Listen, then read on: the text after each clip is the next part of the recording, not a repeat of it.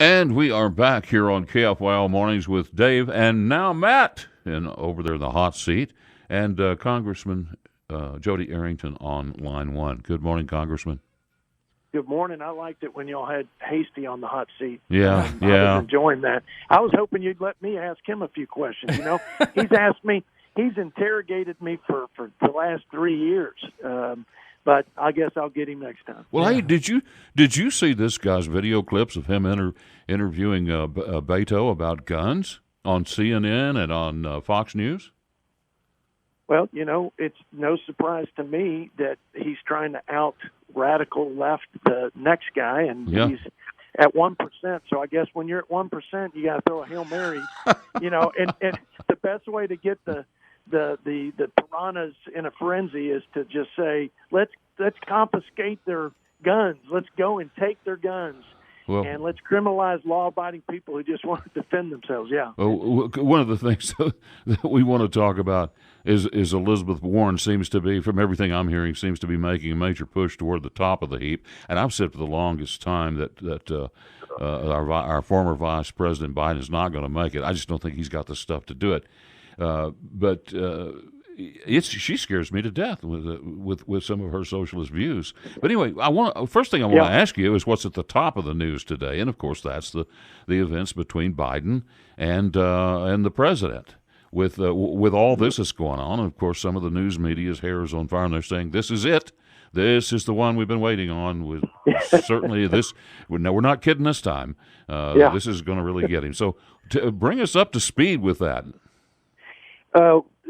This is going to be another rabbit hole that is going to be a waste of time, but we'll let the facts play out. The president talked to the Ukrainian president, President Trump did, and their conversation had been directed to the sort of anti-corruption efforts of their country and in partnership with us because we've given them a lot of aid in 2014 after the Crimea situation. During that time, around 2014, there was a prosecutor of Ukraine that was trying to root out corruption who had his targets on the energy company on which Hunter Biden served as a board member.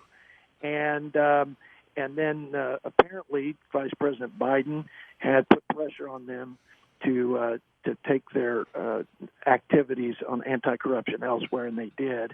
And that threat and quid pro quo was made.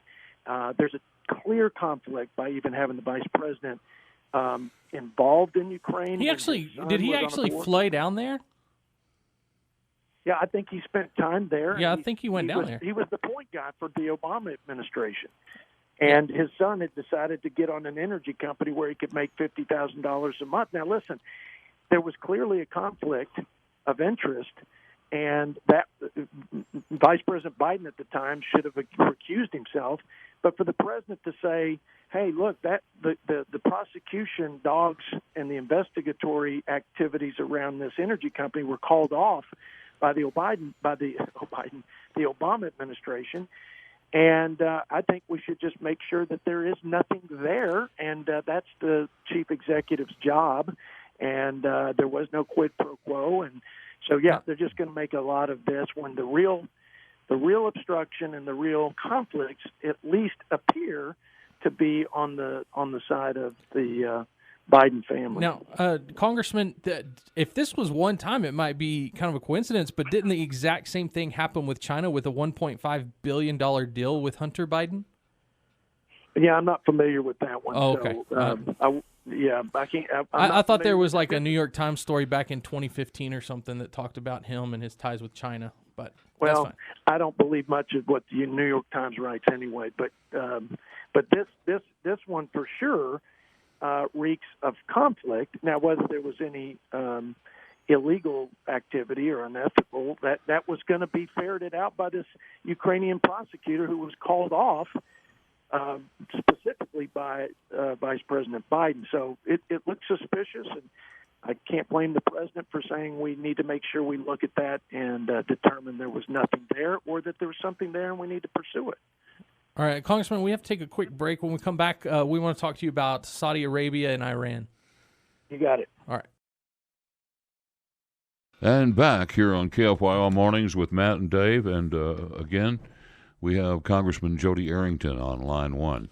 Yeah, Congressman, I was just wondering, is there anything that Congress can do with the Iran-Syria thing that we've got going on right now, and how serious is that? Well, I think it's very serious, but I think the president's posture, and we've affirmed that with resolutions along the way, to increase sanctions instead of giving them tens of billions of dollars, over $100 billion, like the previous administration, with some, fake nuclear deal that was no deterrent for them. And so I think the sanctions are working. They're acting out of desperation.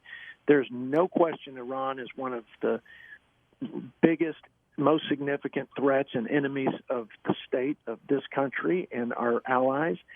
And I think the president's showing great restraint by sending troops to support Saudi Arabia, but in a deterrence and defense posture, not in engaging. Right, to make sure it doesn't happen again.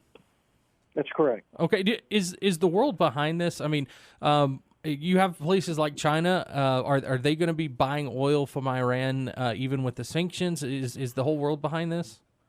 Well, I think the world is taking their cue from us, which is why they're running out of revenue to support their proxy terrorist activities, like in Lebanon with Hezbollah and their proxy wars with in Syria and in with the Houthi rebels in Yemen.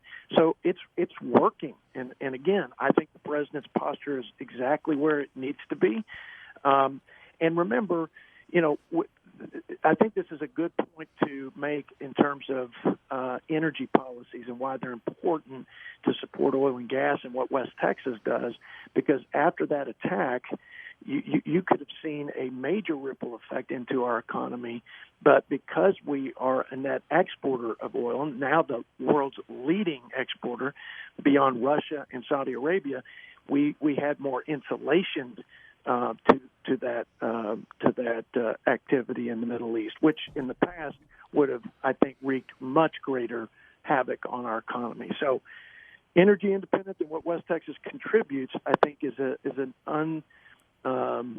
not an untold story, but it's a story that's woven through this that doesn't get the attention that it deserves. So I've got one question about Washington, D.C. becoming a state. Nancy Pelosi apparently allowed a discussion on that for the first time in 25 years, and supposedly the Democrats are behind this. Is it as simple as the representatives and the Senate voting that through, or would that take a constitutional amendment?